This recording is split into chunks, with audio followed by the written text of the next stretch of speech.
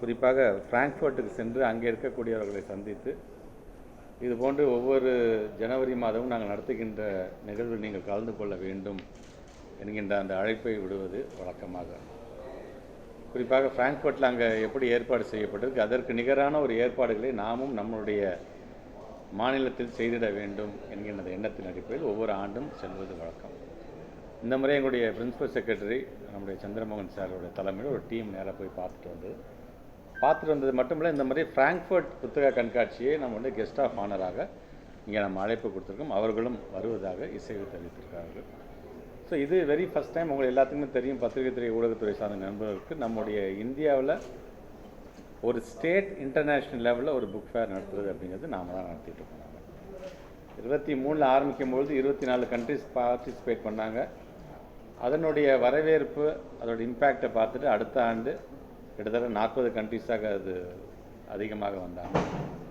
அதுக்கு அடுத்த ஆண்டு பார்ட்டிசிபெண்ட் பண்ண கண்ட்ரிஸோட எண்ணிக்கை 64ஆக உயர்ந்தது. இந்த முறை ஒட்டுமொத்தமாக உலகம் முழுவதும் 298 அப்ளிகேஷன்ஸ் வந்திருக்கு. 103 கண்ட்ரிஸை சார்ந்திருக்கு. ஒவ்வொரு கண்ட்ரிலையும் 4-5 பேர் 6 பேர்லாம் அப்ளை பண்ணியிருப்பாங்க. அந்த 298 அப்ளிகண்ட்டில் கிட்டத்தட்ட ஒரு 103 கண்ட்ரிஸ் வந்து வரும். குறைந்தபட்சம் இந்த முறை 100 நாடுகளை கடந்து ஒரு பார்ட்டிசிபேஷன் கண்டிப்பாக இருக்கும். இது ரொம்ப எதிர்பார்க்கக்கூடிய அளவிற்கான ஒரு எதிர்பார்ப்பை உண்டாக்கக்கூடிய ஒரு நல்ல ஒரு நிகழ்வாக ஜனவரி மாதம் 16, 17, 18 இந்த 3 நாட்களும் நடைபெற இருக்கின்றது. குறிப்பாக ஒரு பேனல் டிஸ்கஷன்ஸ், இப்போ நிறையா கமிட்டிஸ் சார்ந்து நாங்கள் மீட்டிங்ஸ் வச்சுருக்கோம் நாங்கள்.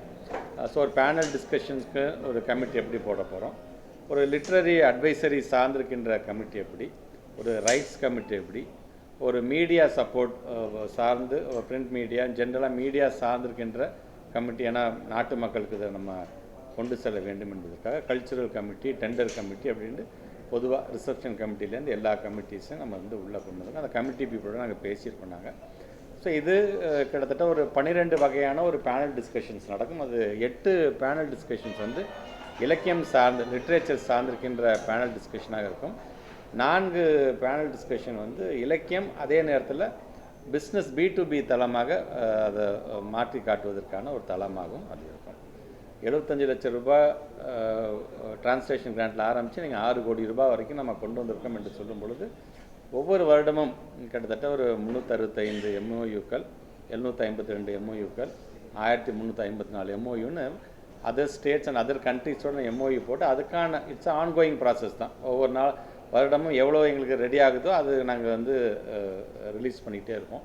ஸோ இந்த முறை கிட்டத்தட்ட ஒரு 120 புத்தகங்களை சென்னை இன்டர்நேஷ்னல் புக் ஃபேரில் வந்து வெளியிடத்துக்கு நாங்கள் காத்து கொண்டிருக்கின்றோம். ஆக இந்த முறை என்பது உள்ளபடியே ஒரு எல்லோரும் எதிர்பார்க்கக்கூடிய ஒரு நல்ல நிகழ்வாக கலைவாணர்கள் வெறும் க்ளோஸ்டு லெவலில் பேனல் டிஸ்கஷன் இருக்கின்றது போக இப்போ ஓப்பனாக நிறையா பேர் வந்து நாங்களும் அதை கலந்து கொள்ள வேண்டும் என்று தங்களுடைய விருப்பத்தை ஒவ்வொரு ஆண்டும் சொன்னதின் அடிப்படையில் ஒரு ஆன்லைன் ரிஜிஸ்ட்ரேஷன் மூலமாகவும் அவங்க யாராச்சும் இலக்கியம் சார்ந்து தங்களுடைய கருத்துக்களை சொல்ல வேண்டும் என்று ஆசைப்பட்டால் கண்டிப்பாக அவர்களும் வந்து அவங்க தங்களுடைய கருத்துக்களை சொல்லலாம் என்ற விதத்தில் இதெல்லாம் ப்ரையாரிட்டி பேசிஸில் தான் யார் எப்போ அப்ளை பண்ணுறாங்க அப்படிங்கிற அளவுக்கு அதையும் நாங்கள் வந்து முடிவு செய்திருக்கணும்.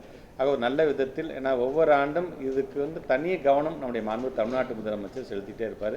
ஏன்னா எத்தனை கண்ட்ரிஸ் வர போகிறாங்க, அவங்களை எப்படி ரிசீவ் பண்ண போகிறீங்க, எங்கே தங்க வைக்க போகிறீங்க, திருப்பி அவங்கள நாடுக்கு அடுத்த அவங்களோட ஊருக்கு அனுப்பி வைக்கிற அளவுக்கும் அனைத்தையுமே வந்து ஒரு ரொம்ப ஒரு உன்னிப்பாக கவனிக்கக்கூடிய முதலமைச்சர். ஏன்னா இந்த ரிசப்ஷன் நல்லா இருந்தால் தான் ஒவ்வொரு ஆண்டும் அதிகப்படியான நாடுகள் நம்மளை நம்பி இங்கே வந்து திருப்பி அவங்க போகக்கூடிய அளவுக்காக அது அமையும் என்பதற்காக அதை கொஞ்சம் கூடுதல் கவனம் செலுத்த வேண்டும் என்று தமிழ்நாடு முதலமைச்சர் சொல்லியிருக்கார். ஸோ இந்த முறை என்பது நம்முடைய நாட்டு மக்கள் அனைவருமே பெருமைப்படக்கூடிய அளவிற்கான ஒரு நல்ல நிகழ்வாக இந்த 3 நாட்கள் நிகழ்வும் கண்டிப்பாக அது நடைபெறும். செய்திகளை உடனுக்குடன் தெரிந்து கொள்ள கீழ்கண்ட கேபிள் மற்றும் DTH நெட்வொர்க்குகளில் எம்நாடு செய்தி தொலைக்காட்சியை காணுங்கள். பாதகம் செய்பவரை கண்டால் நாம் பயம் கொள்ளலாகாது பாப்பா.